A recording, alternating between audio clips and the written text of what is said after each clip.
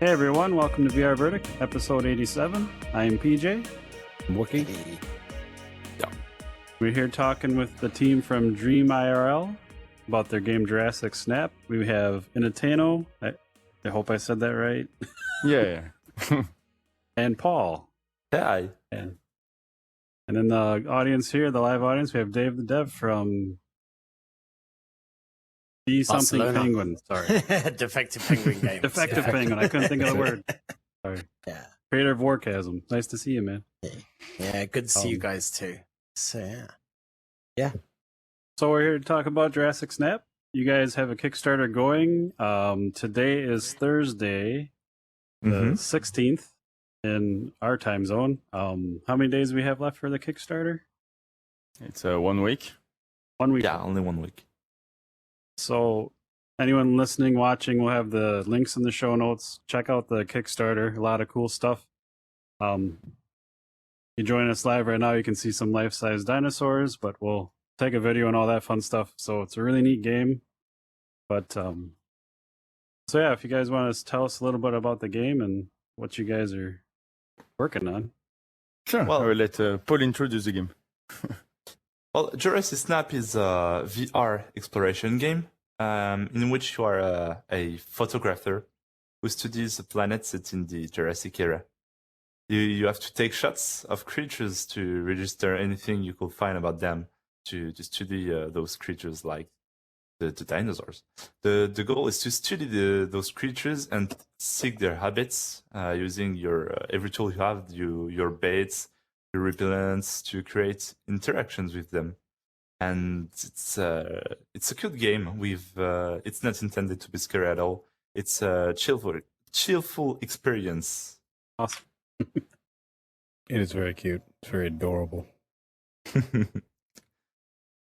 Also, the game is developed for VR in the first place, but there is a non-VR version that we are Yeah, also working there on. is a flat screen version planned. Yeah. That's Cool. awesome. So I don't recall, single player only, no like multiplayer or anything, right? No. We don't Okay. aim for multiplayer. It's already complex to do one good single game. Yeah. So first I we agree. do that, and we'll see later. And how many I know you have like different zones and biomes. How many different areas in the game are there to visit to find these guys in? Actually, we plan. There is a 6 zone for the moment. We plan on 6. That's why it's explaining the Kickstarter. But we have way more ideas, of course. But as always, you have to start somewhere. Yeah, I was talking to you on Twitter about underwater stuff, but we'll get to that. Yeah. So I just have to ask, and you can tell me to shut up, but the name Jurassic Snap, the way the game plays, it's an obvious nod to Pokemon Snap. So was Yeah. that a direct influence, or? Inspiration. Well, of course.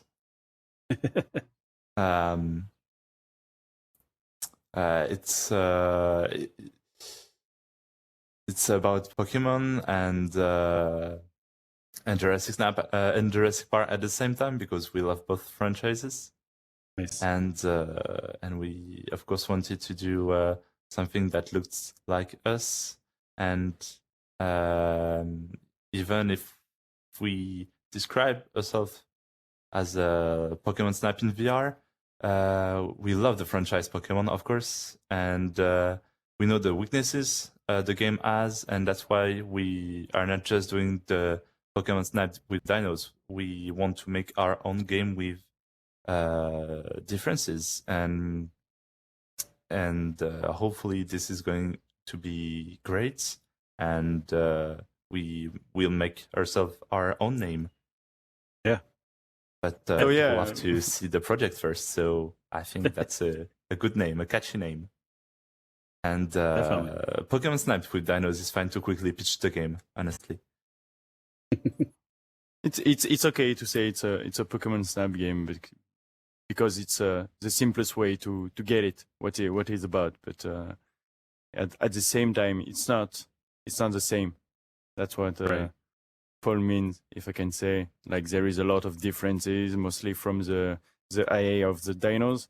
In Pokemon, every Pokemon is scripted, completely scripted, and in Jurassic Snap, every dinos has a true IA behind. So depending on what you do, it can completely change the course of the level. That's cool. So this is very different. Oh yeah, for sure. So when Well, it's you're not like- speaking, oh, go ahead. Was it Pokemon Snap? The last time I played that was like Nintendo 64, maybe. I And was that was- 9. That was a long time ago. That was like on rails, and you just had to keep doing the same level over and over. So if you have Yeah. kind of a live environment, if you don't get the info or the shots you need, you might go in and then have a completely different experience. Yeah, Perfect. exactly. You have like two versions. Let's say you launch a level and the vehicle is moving along, so it's kind of following a rail. So it's the same as Pokemon Snap, okay? And if a dinos come in the middle, then the vehicle won't stop inside the dinos like it was in the first Pokemon Snap. The vehicle will try to avoid it a little bit with a small curve or something like that. And if you play against this level and you don't do any action, then you will have most likely the same scenario. But if you start throwing some stuff, if you start to launch a repellent to a T-Rex or something, then everything will change. Like let's say you have a T-Rex that is attacking a Triceratops, and you launch him something, then maybe the T-Rex will decide to chase you instead of chasing the Triceratops. And so your vehicle will have to decide a new course in the level to change what's happening. Wow. Awesome. So, what's the game structure like? Do you kind of have like quests to do or different things to collect type of thing? Yeah. Where to start? As Paul said before, you are a photographer, okay? And the synopsis of the game is like you are going into space to explore a new planet. So it's kind of a Robinson Snap, if I can say. Yeah. And you land on this new planet, and you discover the wildlife. So you are you are not on your own. You have a spaceship which is in orbit. Yes, in orbit around the planet. And when you leave the level, you go back in the spaceship and you choose where you want to land on the planet. Awesome. And in your lab, you can check your pictures and find informations. And this will complete the Dinopedia. And along your journey, the professor that is with you in the exploration will give you new goals, objectives, like, oh, you find new creatures and it's a Triceratops, but we don't know the measurement, we don't know what it likes, we don't know if it sleeps the night and where, this kind of stuff. And so this will give you new goals and new places to search. Cool. So, how many different? We have 4 dinosaurs outside the booth here. How many different creatures do you guys have currently? Currently, we have a dozen of dinos, and we are planning to do many more. We would like to have about 50 dinos, more or less, when the game launches. And some will be specifically nocturnal, so you have to go on the land when it's night and not on days to see them. Or even if you already met some dinos before during the day, they can act differently during the night. Those dinos will be spread over levels. Sometimes it will be possible to discover a specific behavior in one spot only. So even if you see the Triceratops many times, each place will bring new situations. So the player must stay focused and curious all the time. And this is the only way to complete the objectives we were talking about and fill the Dinopedia, the encyclopedia for dinos. Cool. So how much like backstory do you give each dinosaur Hmm. per se? Yeah, it's not it's not an easy question. Some dinosaurs have a very a lot of information and a lot of animation. Like if we take the Velociraptor or the Triceratops. Well, if we take the mainstream dinosaurs, of course everyone will expect a lot of stuff about those specific dinosaurs. But if you take some very small dinos like Gallimimus, this one maybe won't have that much. The Compsognathus, yeah, there will be a lot of them. So we'll see basically the same the same interactions, but every dino will have their not their backstory, but they will still be interesting, and they will be. Yeah, I think they will be really cute to take pictures of. So we are glad we have those many dinos to show you. Also, even if you see 50 times the same dino, we have a configuration that make them change all the time, like the measurements. When you see two different Triceratops, there can be small ones or big ones. There can be babies and maybe even eggs. Nice. Yeah, Nice we have a morph system. So like horns and this kind of stuff will be different, and the texture. So a big dinos will have bigger horns and the different textures with different marks. So That's neat.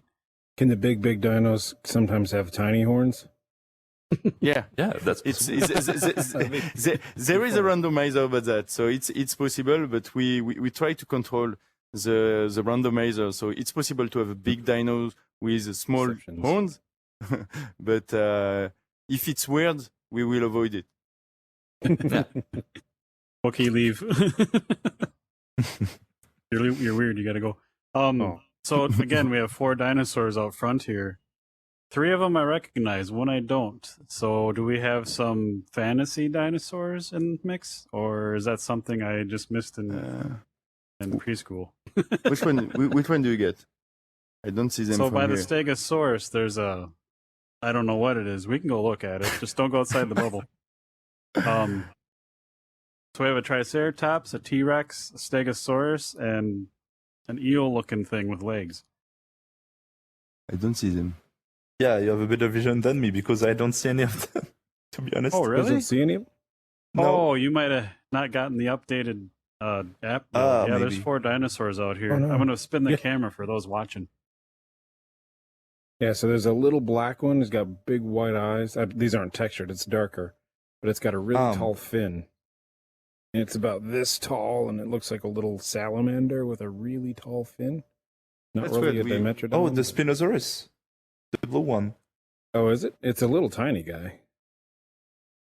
Tiny, because we currently the only fantasy creature we have is a turtle that is made to be cute and has a flower or bushes on its back.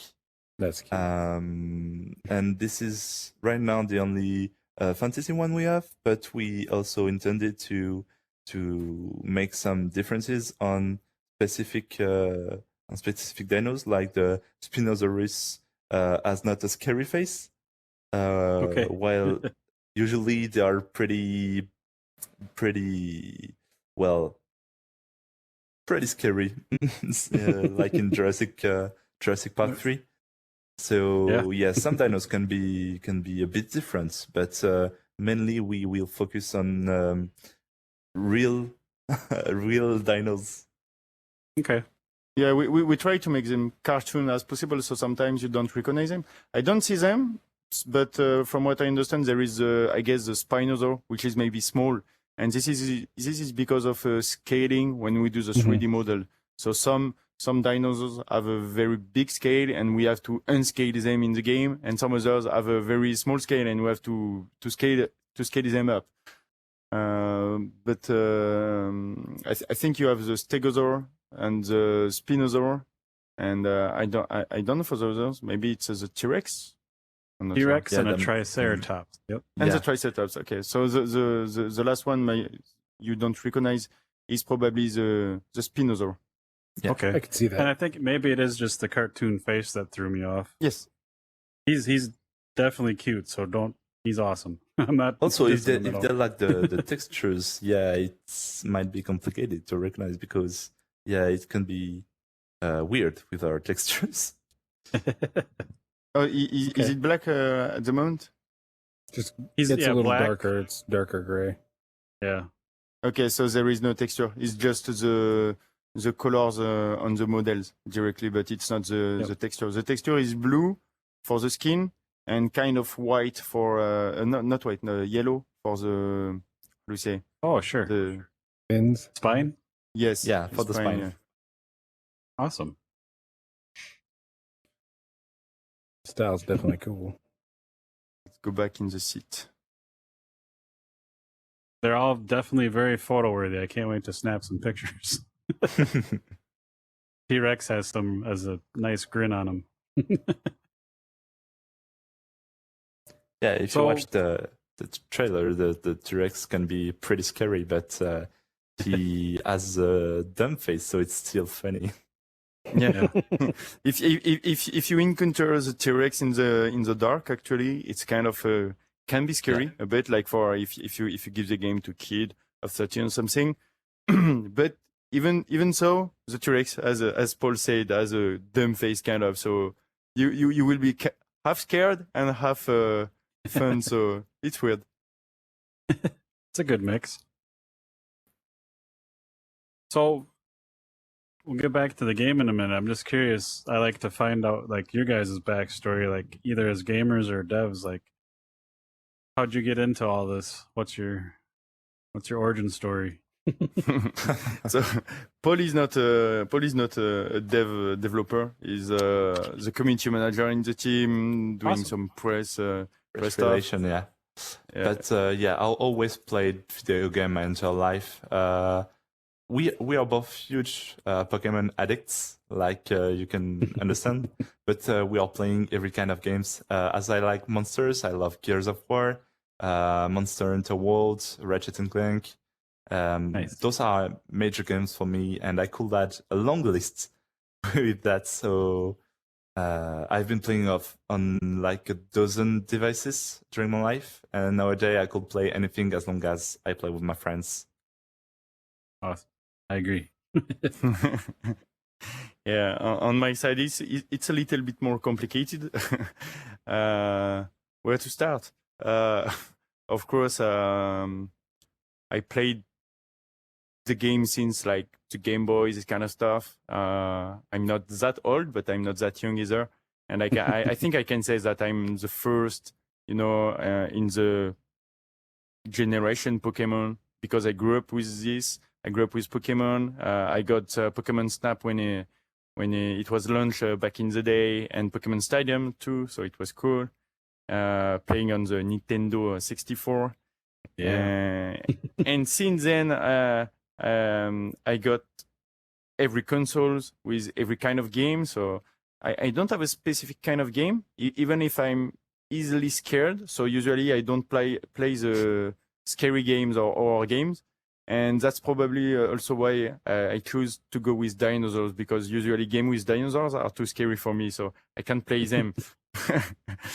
But to talk about my dev background, I think I really started to make games, wanted to make games after I played, it was Final Fantasy IX. After that game, which gives so much emotions and feelings, I was like, okay, video games is an amazing thing, and there is a lot of things to do. And after that, I started to play MMORPG. And at this moment, I really wanted to make games, even if I think it was not possible. And years after, years later, I discovered what was the name? RPG Maker. I think you know. No, maybe you don't know it. Nope. What was it? Astromechanica? RPG Maker. It was a RPG small, Maker, yeah. Yeah, it was a small software to make a very simple RPG in 2D, like Final Fantasy 1 or 2, this kind of game. And I started with that. And then I started scripting in Ruby. I started to make some sprite sheet, this kind of stuff. And since I've been doing more development, some 3D, and then Unity came into place. So I tried Unity, I tried Unreal Engine, I tried a lot of different game engine. And after that, I've been to school a little bit to learn more professional stuff, if I can say. And I keep learning on my own. So that's Awesome. That's how it happens.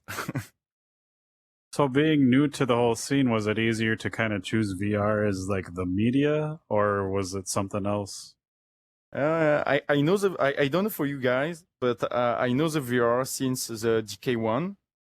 With a bunch of friends, we ordered the first version on Kickstarter, and the DK1 was was shitty from the graphics to the interaction, but the promise was really great.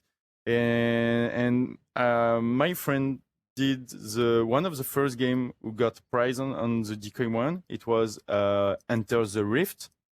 It was a student games, and they got a prize for that. So it was cool. It was back in 2013. And after that, I kind of didn't touch it more VR because it was not ready for a professional production. So I just keep an eye on it and waited until 2019 when I got the Rifters. And at this moment, with the new demos that Facebook bring on the table with the what is the name of this demo? Is the first step? I think it's the first step with the small robot, in the in the caravan. And this was so awesome. I say, okay, now the VR is ready, and I definitely want to make a VR game. And when I removed my headset, the first thing that came in my mind was, oh, we have to do a Pokemon Snap in VR. That was the first thing. Yeah, it's awesome. I think it's funny with your game here. If anyone's watching the video, Pokemon Snap came out on the 64. There wasn't one on the Wii U, which would have been like perfect because it's the actual console. Yes. I haven't played the one on the Switch yet. I've been meaning to, but you're basically like kind of what the Wii U could have been doing that in VR. It's kind of funny.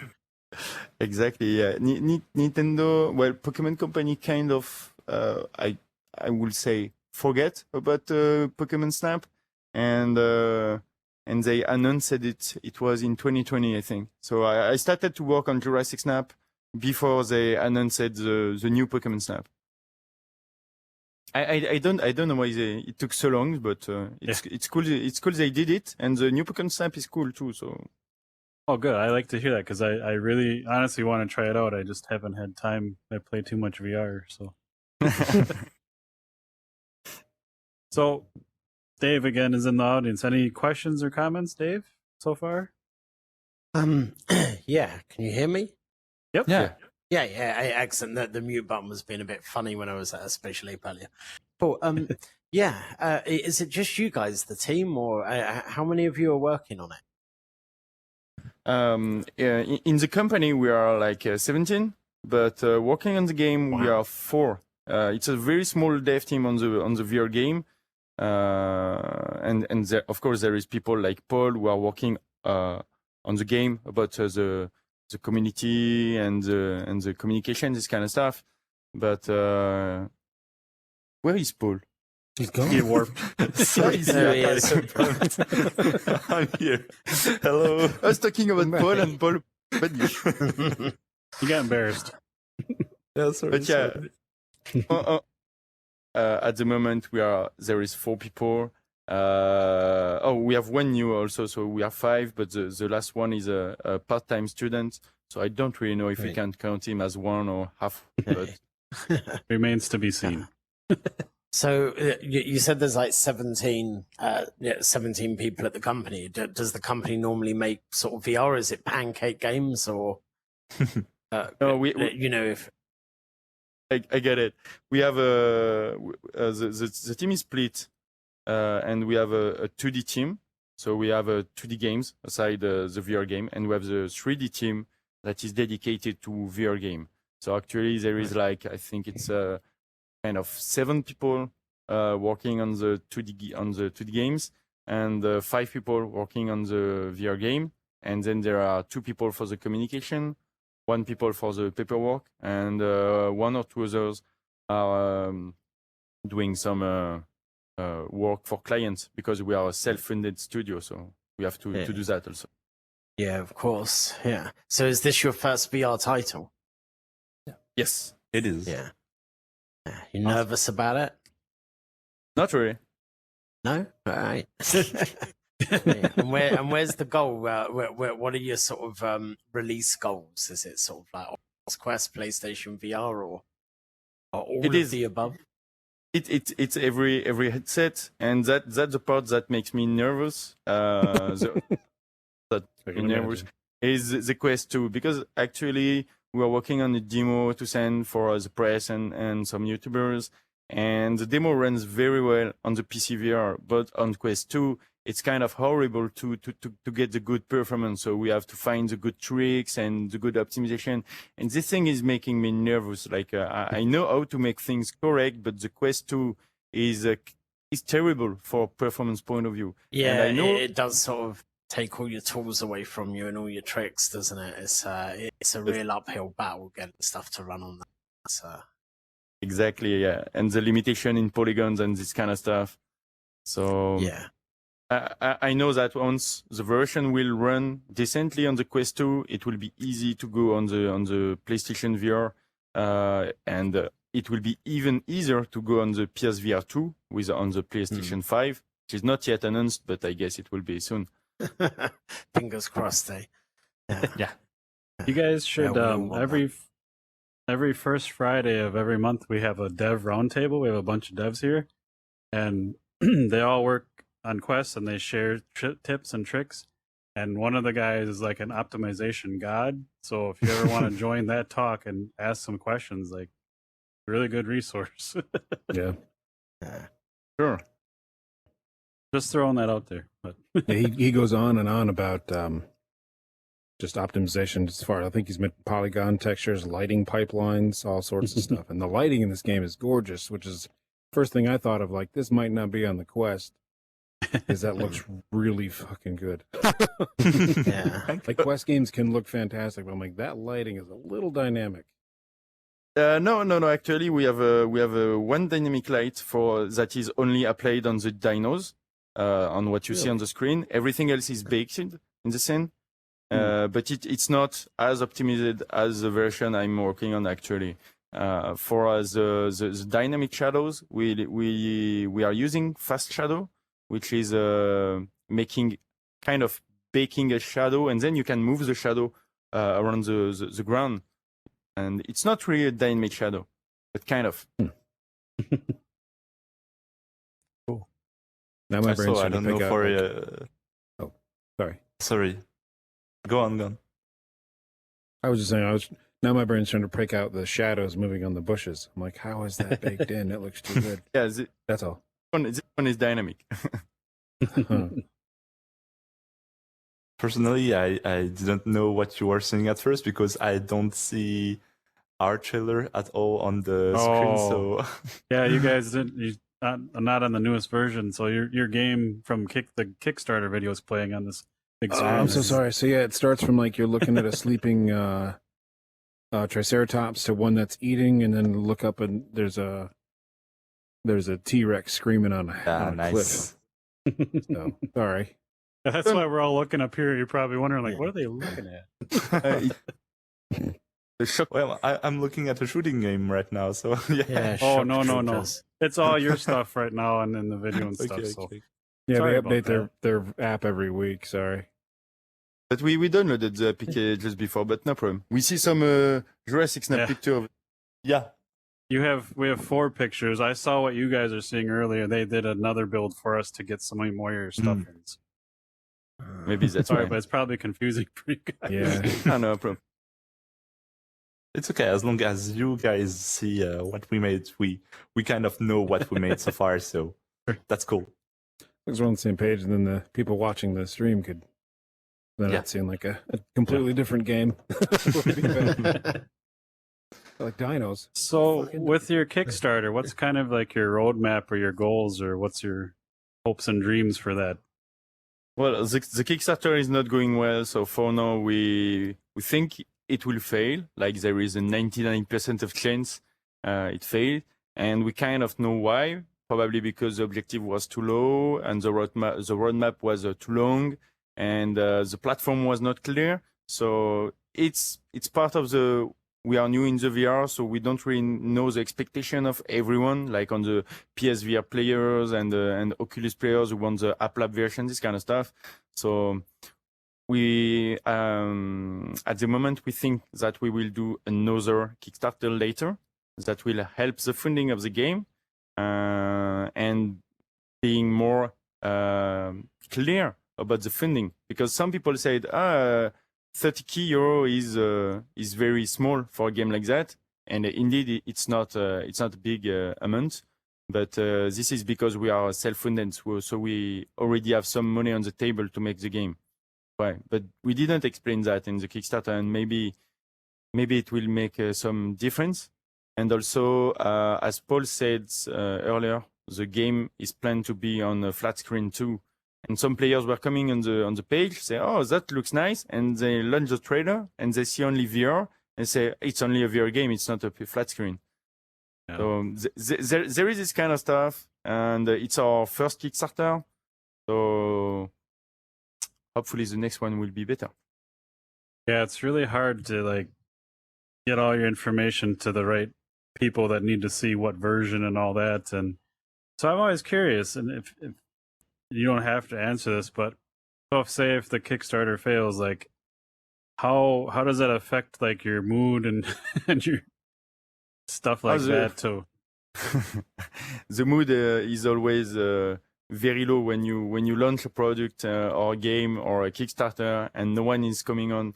But after years of making games, at least for me, for Paul is pretty new to the game development, so he's the one who probably had the higher expectation on the Kickstarter. But since I'm making games for like 15 years, I'm used to making games, put it online, say to people, "Oh, look, I make a games," and no one cares. So Yeah, it's a basic process of making things, I will say. Yeah. If you're But not Blizzard or Nintendo. Yeah, my job is to know why when we put it on the market, no one cares, and I have to figure out why and don't do the same mistake twice. So for the next Kickstarter, I hope I'll be as ready as possible, and I'll launch everything I have to make it the more visible possible, and so people can be interested in it. And yeah, I'll do my best so people like that love dinos have to know about this game, and people that love good VR games has to know about this game. Yeah. Because we are really we have great expectation about this title, because we know that usually dinos can be a really good theme for people that saw the Jurassic Park movies, because it's like something from their childhoods, and same thing for Jurassic Pokémon Snap, something from their childhood. So they I think that's because they don't know the game is coming to the Kickstarter. They don't bake, but once I will do my job correctly and they know about it, there is more chances for us to get baked. Yeah. And I realized think like so. I'm a special user case, but I saw it, I clicked on it, I backed it in like 2 minutes. I'm like, that is freaking amazing. So I just don't want you guys to get discouraged because I really want to play this game because it looks awesome. Actually, most of people who bake on the Kickstarter did kind of the same as you, but we have some people who came in private message and asked some question about about the funding or about which platform the game will be playable on, this kind of stuff. And so some people didn't bake at first. They came in private message, and after talking, they decided to bake. So that's why we know we have some problem in the communication Yeah, we were not and clear explaining.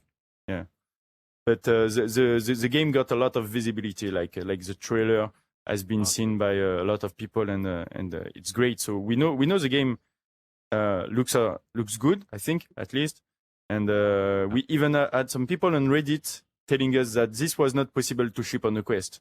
So maybe maybe this also is maybe one of the reasons that people don't bake. Like they see the trailer and they say, no, yeah, it won't be possible on the Quest, and so they don't bake. Maybe, I don't know.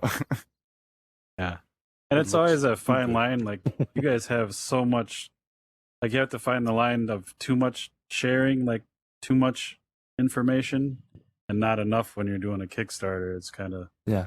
I don't know how you find that balance. I'm glad that's your job and not mine, but. Yeah.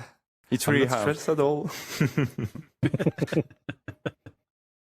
Yeah, I think as long as the trailer is nice, people can only see the trailer and think for themselves. But the rest of what's written is more an excuses for them to if they're not 100% sure. But the trailer is really speaking for itself, I think, because our Valentin did a great job with that, and Henry the robot is really funny and has a great voice in this. So I think it's a really cool trailer.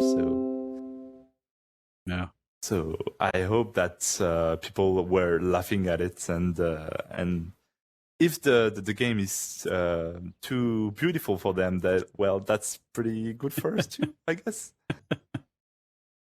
Yeah. And don't get me wrong, I've seen some really good looking games in the Quest too, but they didn't have like the bloom and everything. This looks like it's right off the Switch.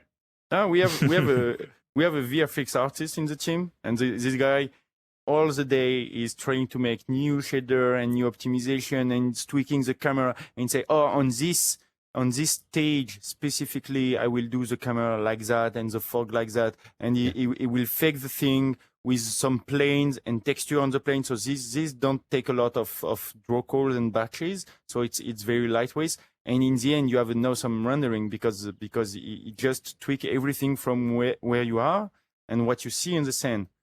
And this guy is awesome for that.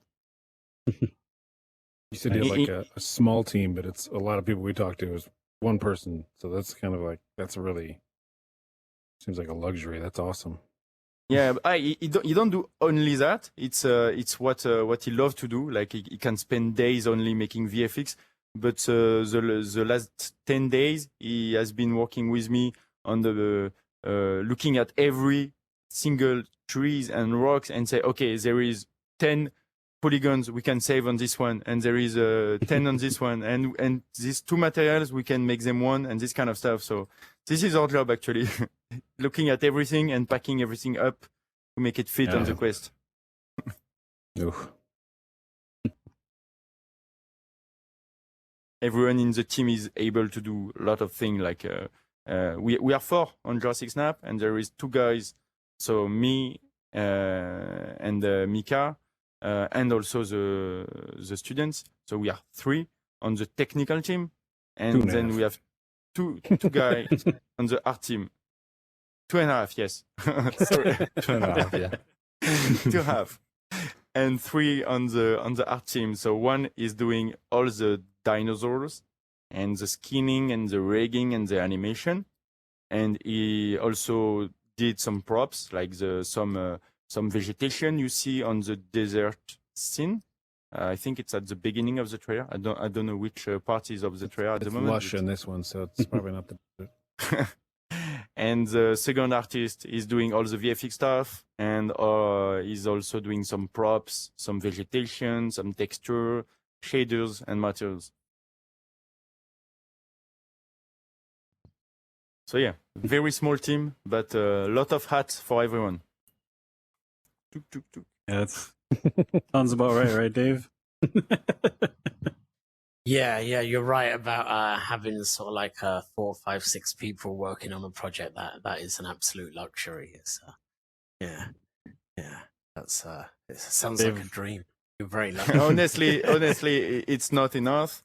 If we actually at the moment we are looking for external fundings for the game. So just to talk about the funding, in France we have a public funding stuff, and we are still waiting answers about that. It's a politician, so so it can take 1 year to get an answer.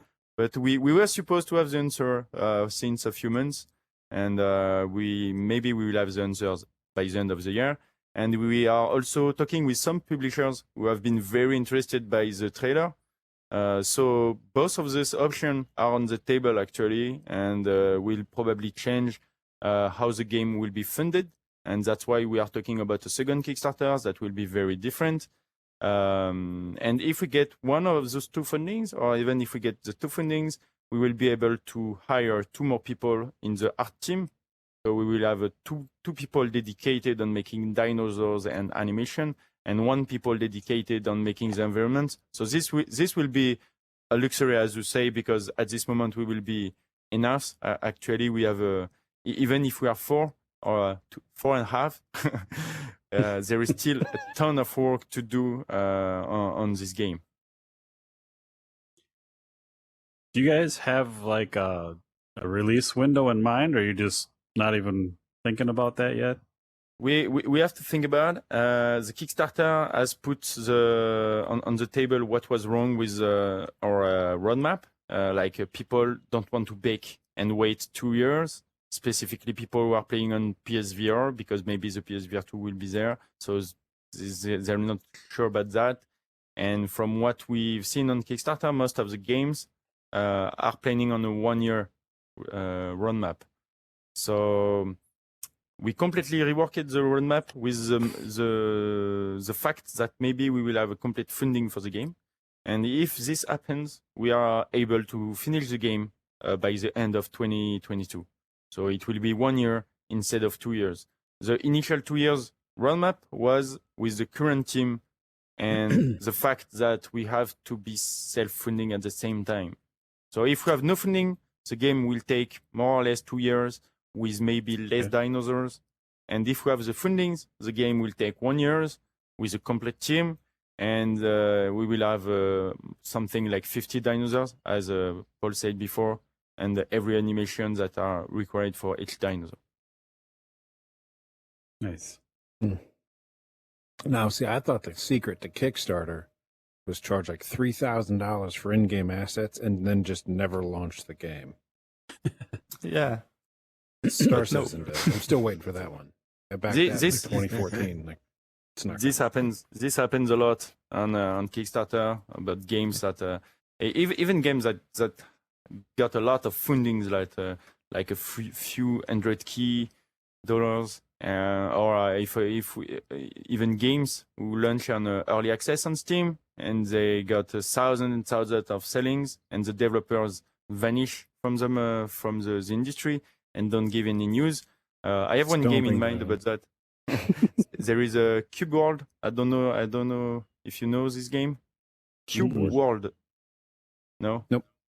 And the guy started to work on that. It was in 2014, I think, 2013 maybe. It's kind of Minecraft-looking game, but not exactly the same. And the game launched on early access, so it was kind of same as Minecraft. And the guy sold thousands and thousands of units, and then he disappeared. And since, nothing about this. But with this funding, the guy could have hired a team of 10 or 20 people. He was alone. It was a one-man game. He could have hired a team of that and still have extra money for him. So I don't know why.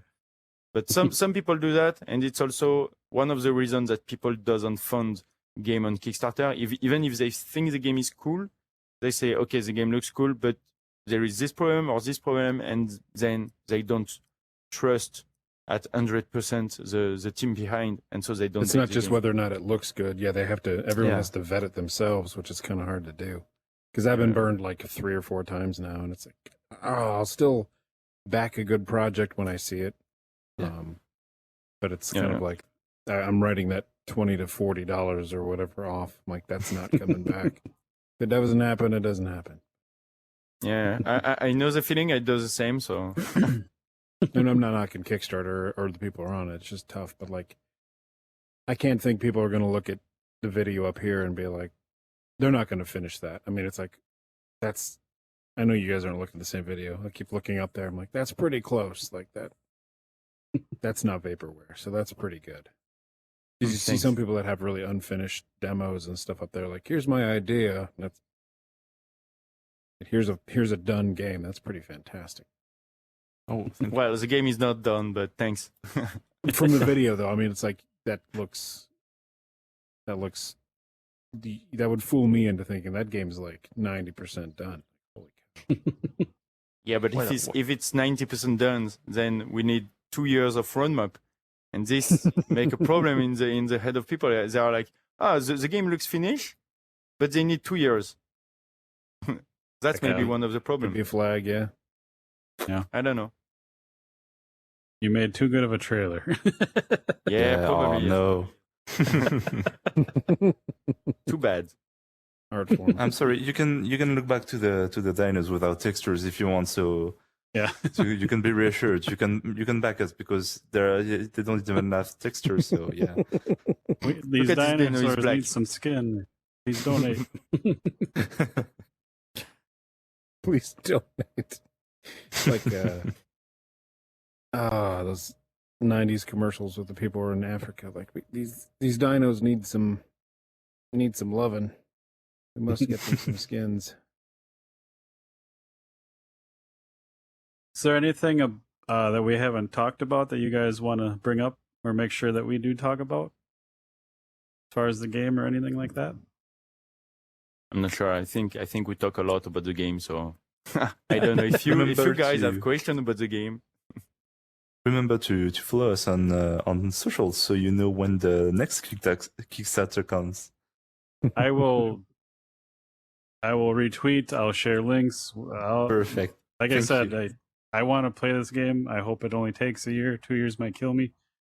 It's really good, so No, I will not- help spread the word.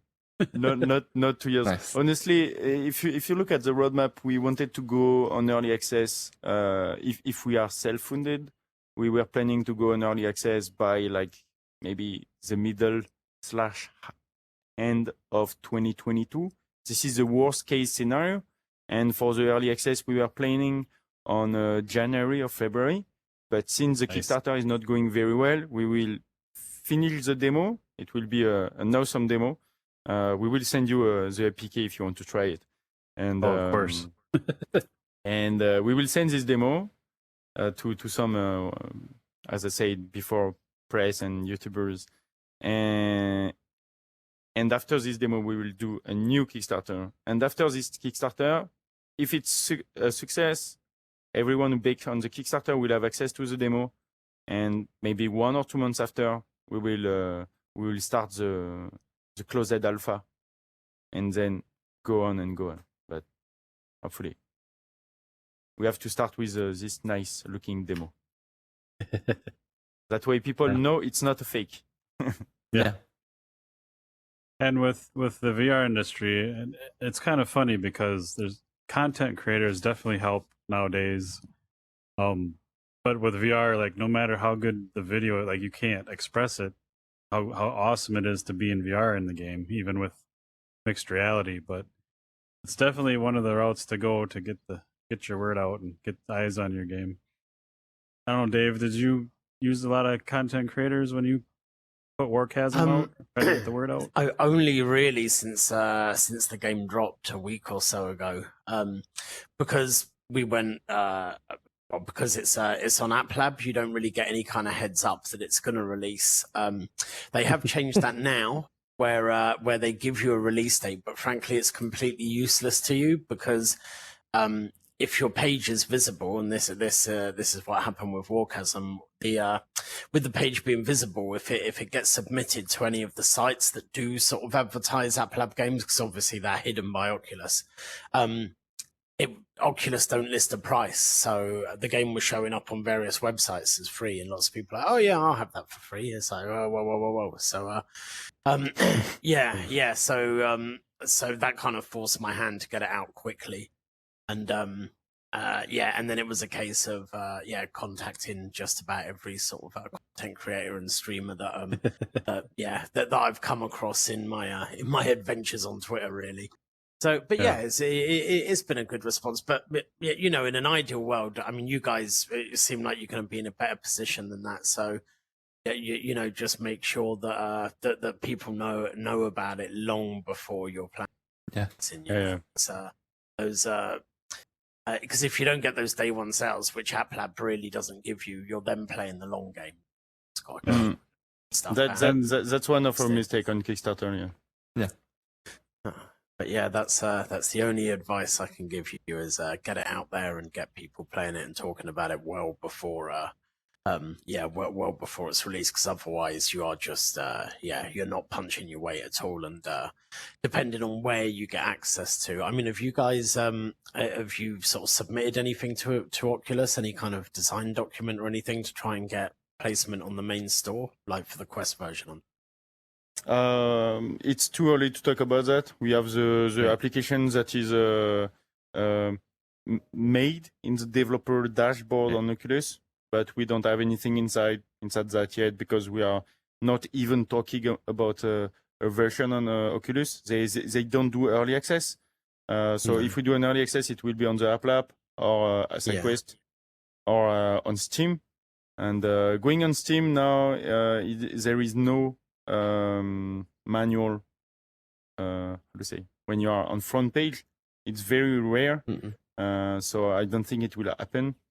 And for SideQuest, from what I remember, is if you pay ad on SideQuest, I think, and you are on the front page. On SideQuest, the deal is that you bid on them, so the price fluctuates depending on who's bidding. But I mean, I noticed just today though. I mean, I don't know what the deal is with it, but I noticed a tennis game that wasn't actually App Lab. It's like on the main store, but is being advertised on SideQuest. I don't know if it was formerly SideQuest, so that's why the ad's there. But I don't know. It felt a little bit off to me, you know, sort of like people that made main store advertising on the. On one of the few places that sort of the App Lab devs sort of get to actually put their content out. So, but I don't know. Maybe it was maybe it was on App Lab for months and got leveled up as as has been the case with a few titles. So it might be as simple as that. So I'm not speculate. So, yeah, and it's one thing, like, you know, we're a podcast, but I play a lot of VR. I stream a lot, not a lot, but I would stream more. But like the Quest does not make streaming easy. So anything PC VR, I can hop in and just stream all day, like we're doing right now. But like with Warchasm, I play it a lot, but I don't stream it a lot because it's a pain in the ass. I wish they'd fix that. No, it really is. Yeah. I mean, also things like you were saying earlier, PJ, about it's so difficult to show people what that experience is like, and really one of the best ways is that mixed reality thing. But for that, although it is possible with the Quest, you kind of need it to be running on a PC. So whatever version you end up with that's going on to Quest, you probably want to keep.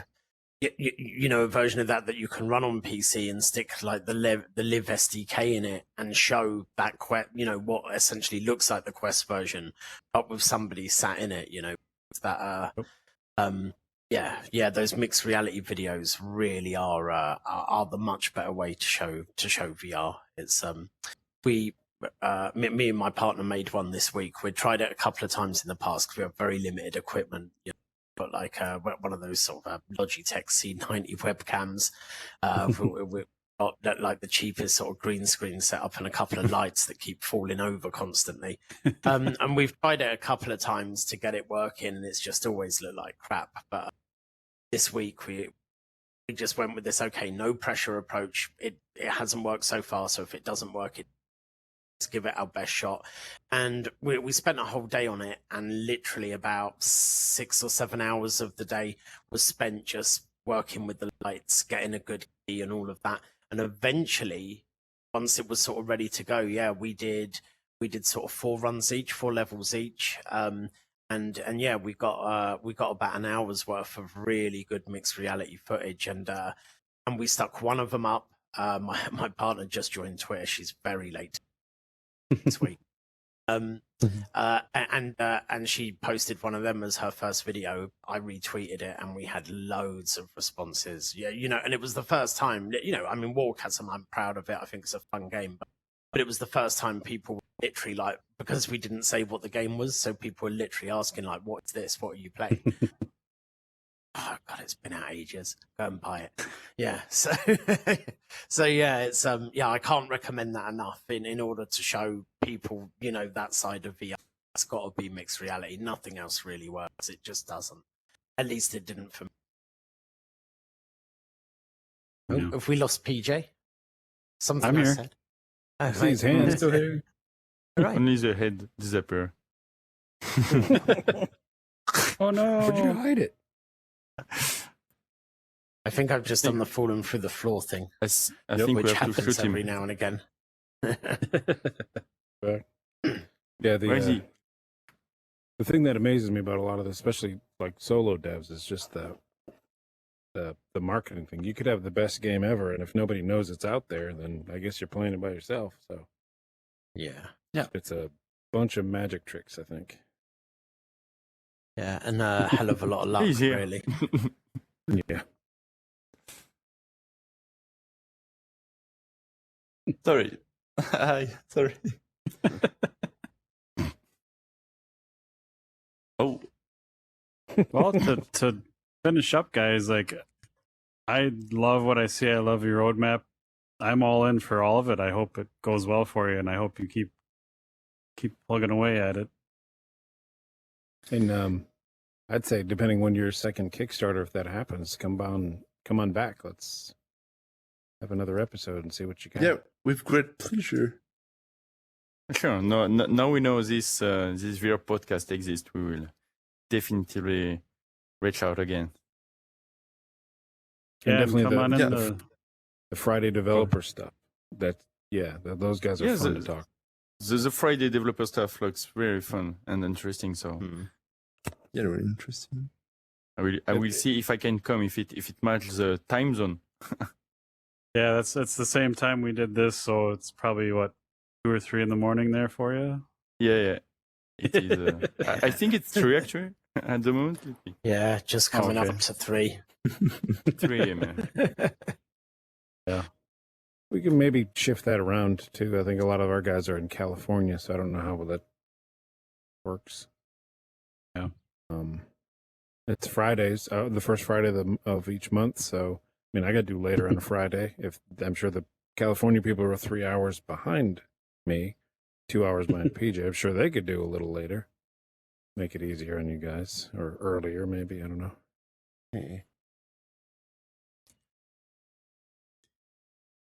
Yeah, well, thanks for showing up and talking and sharing your game and your stories. I think I could not do what you guys do. Like, if I saw like a couple bad tweets, I'd just be like, all right, I'm gonna go do something else. Like, I don't know how you guys do it. Well, You just have to do it. yeah, much. personally, I really love what I do, so it's easy as long as I do what's fun for me. It's a good If point. somebody doesn't like it, Yeah. just say like, "Well, I'm not selling it to you." Exactly. What's happening with Paul? Well, Paul's I going don't know crazy. why I'm flying.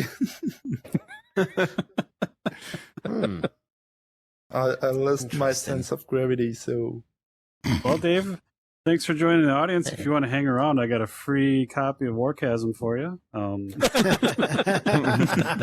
Excellent. I'll be selling that key on some pirate site.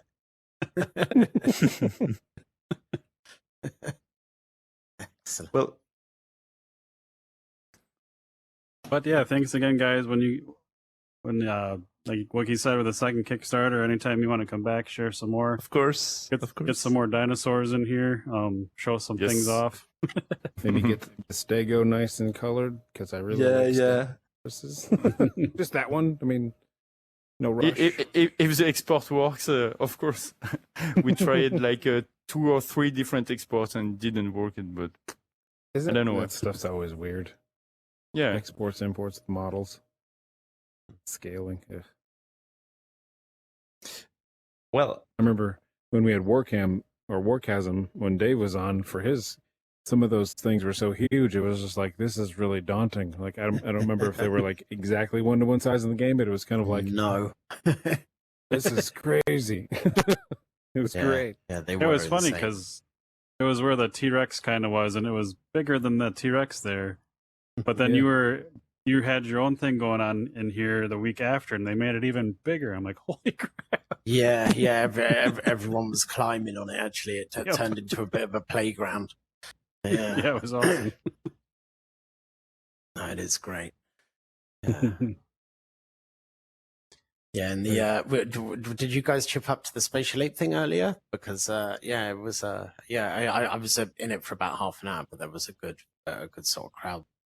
I caught the last half hour, and yeah, you guys feel free to pop in any Thursday if you can. There's all kinds of awesome VR enthusiasts and devs, and like the first time I came in here when we had our booth up, the show had just ended, and I felt bad because we all ended up in here talking about other things instead of like out there on the floor talking about their game. But it was fun. It was a really good conversation. Yeah, It's awesome. Yeah, you get to geek out with a lot of like-minded folks. So yeah, it's well worth chipping up, and it starts a bit earlier, so it'd be like 10 p.m. for you guys on a Thursday night. So yeah, it's well worth making it for sure. it still goes. It's 3 a.m. here, so Yeah, this is the late one. Yeah, we're the bad boys of it. Sir. Just drink a Red Bull like Paul here, and you'll just fly around. Yeah, Paul is already somewhere. Yeah, Paul's going clubbing. All right, well, we're gonna just close the show and stop recording. If you want to hang out, that's cool, but we'll just wrap that up. And Yes. so everyone watching this thing, thanks for hanging out and listening. Again, VR Verdict Podcast, episode 87. We got the Dream IRL team here talking about Jurassic Snap. Check out all the links in the show notes. You can check out videos, go to their websites, the Kickstarter, all that fun stuff. But definitely check it out. If you haven't been watching the video we have, or most of us have, definitely check out. It looks great. I can't wait to try it out. But thanks again, Thank you. everyone. I'm PJ. Wookie. oh yes, finally. This was our VR Verdict. I fell off.